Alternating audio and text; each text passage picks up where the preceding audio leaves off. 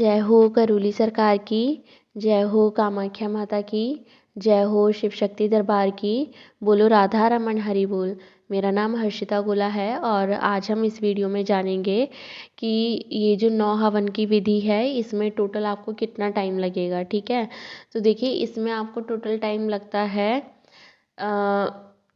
आप सबसे पहले अर्जी बंधन करने के लिए आ गए। ठीक है, अर्जी बंधन आपने किया। अर्जी मीन्स प्रसाद चढ़ाना, बंधन करना कि मीन्स अपने कमर पर आपको बंधन बांधना होता है। ठीक है, वो चीज़ की आपने।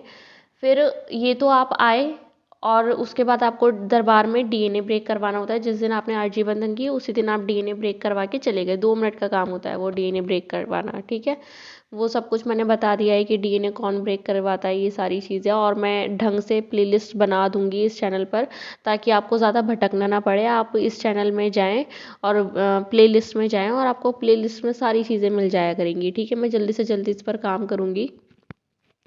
हाँ, तो क्या है कि आपने 9 हवन लिए। ठीक है, चाहे तो आपने ऑनलाइन घर पर मंगा लिए या दरबार में से ही ले गए। ठीक है, अब क्या है और अपने साथ कोई बड़ा सा कुछ बैग टाइप लेकर गए ताकि आपकी 9 हवन की किट उसमें आ सकें। ठीक है, तो क्या किया आपने, ले गए। अब आपको वो अपने घर पर ले जा कर के करने हैं या दरबार में करने हैं, वो आपकी अपनी इच्छा है।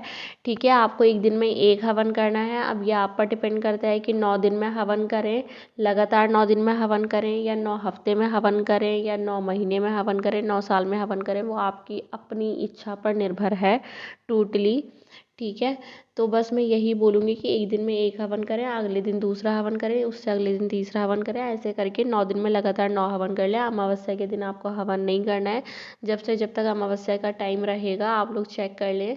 ठीक है, किसी भी पंचांग कैलेंडर या जो भी चीज़ें रहती हैं उस दौरान आपको हवन नहीं करना है। हवन का टाइमिंग सुबह को 8 बजे से 11 बजे तक, शाम को भी 8 बजे से 11 बजे तक, कि इस दौरान आप कोई भी अपना मतलब अपनी ये हवन सेट करके अग्नि प्रज्वलित कर सकते हैं। आपको इसमें किसी भी पंडित की आवश्यकता नहीं लगती है। ठीक है, आपको किसी बाहर से पंडित को नहीं बुलाना पड़ता है। आप नॉर्मली अपना हवन करें, हो गया। ठीक है, उसमें सारी चीज़ें रहती हैं सब कुछ। और क्या करना है आपने, हाँ ठीक है, ये तो 9 हवन आपने चाहे घर पे रह के करें या दरबार आकर के करें, ये आपकी अपनी इच्छा है। अब आप पर डिपेंड है कि आपको इसमें कितना समय लग रहा है। ठीक है, ये समय आप पर डिपेंड करेगा। बाकी फिर दरबार में रहता है 3 दिन का कार्यक्रम। 3 दिन का, जैसे कि अगर आपके डीने में जितने भी लोग हैं अगर वो सभी लोग आ गए हैं तो एक दिन इस ब्लैक मैजिक में लगेगा 9 हवन के बाद। ठीक है, आप लोग आ गए, जैसे 5 लोग हैं आपके डीएनए में, तो 5 लोग आ गए दरबार और ब्लैक मैजिक एक दिन हो गया। ठीक है, पहले दिन आपका ब्लैक मैजिक हो गया, उससे अगले दिन आपका स्मृति चिकित्सा हो जाएगा, तब दूसरा दिन उसमें लगेगा। ठीक है, स्मृति चिकित्सा वाले दिन ही शाम को आपने आरोग्य हवन कर लिया।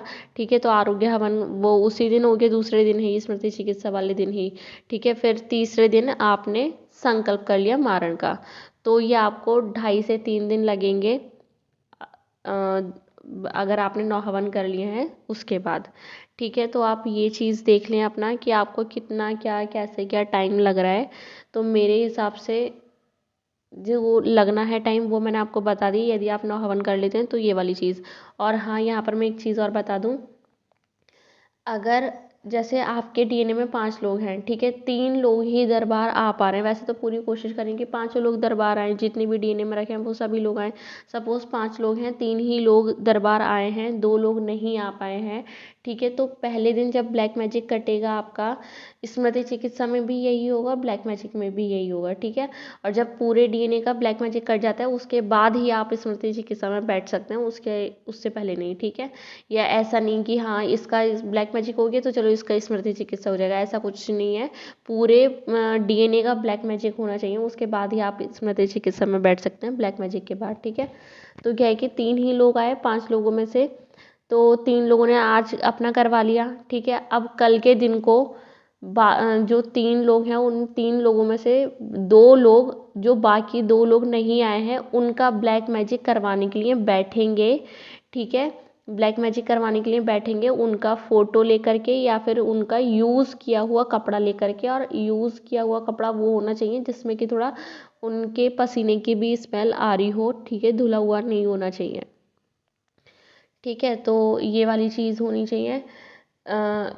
तो हाँ, ब्लैक मैजिक ऐसे होगा।